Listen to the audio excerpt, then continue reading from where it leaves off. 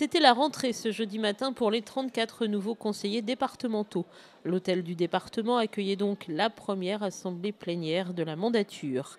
Parmi les 17 binômes, des anciens et des habitués, mais aussi les petits nouveaux. Et parmi eux, justement, les deux conseillers départementaux du canton de Luçon, Anne-Marie Coulon et Arnaud Charpentier. Élu dimanche dernier avec plus de 64% des suffrages, le binôme a donc découvert son nouveau lieu de travail, non sans une certaine émotion, juste avant de prendre place au sein de l'hémicycle. Oui, on s'est déjà rencontrés, on connaît un certain nombre d'élus. La majorité départementale va être réunie, on va travailler ensemble sur l'ensemble des dossiers. Et être le plus jeune, C'est à la fois une émotion et je pense qu'on va vivre quelque chose de très grand tout à l'heure. Eh bien, c'est un moment d'intense émotion parce qu'on est tous là, on se demande, voilà, c'est comme un premier jour de classe, chacun avec son petit cartable. Et c'est beaucoup d'émotions avant de rentrer dans cet hémicycle. vous connaissez pas mal de vos camarades de classe quand même. Oui, voilà, les camarades de classe sont connus, c'est vrai que c'est déjà intéressant, mais quand même, il y a beaucoup de pression là. On est stressé un petit peu.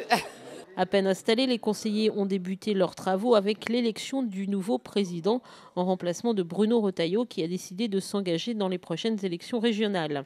Un seul candidat s'est présenté, Yves Auvinet, conseiller départemental du canton de Chantenay. Sans surprise, il a donc été élu avec 32 voix pour et 2 votes blancs, sans doute les 2 votes de l'opposition. Dans son discours, il a rappelé les 3 devoirs du conseiller départemental. Un devoir de combativité pour ne rien lâcher dans les combats, un devoir d'exemplarité avec une totale implication des élus et un devoir de fidélité. Fidélité à la Vendée et à ses prédécesseurs. Il a ainsi largement salué le travail de Bruno Retailleau. C'est quelqu'un pour qui j'ai beaucoup d'estime. C'est quelqu'un avec qui j'ai cheminé effectivement au sein du Conseil général, mais aussi sur un plan plus personnel. Et la démarche de Bruno Retailleau m'a toujours convenu, tant dans ses réflexions, dans ses parcours et dans tout ce qui a pu être réalisé au cours de ces 4 dernières années au niveau du Conseil général. Yves Auvinet a par ailleurs rappelé que confronté au risque du repli sur soi et du chacun pour soi, la Vendée devait impulser 2 grandes dynamiques. On est plus aujourd'hui sur des grandes lignes, c'est sûr, je vous l'ai dit tout à l'heure, tout ce qui est dans le cadre de l'innovation sociale, on essaiera d'avancer sur ce plan-là.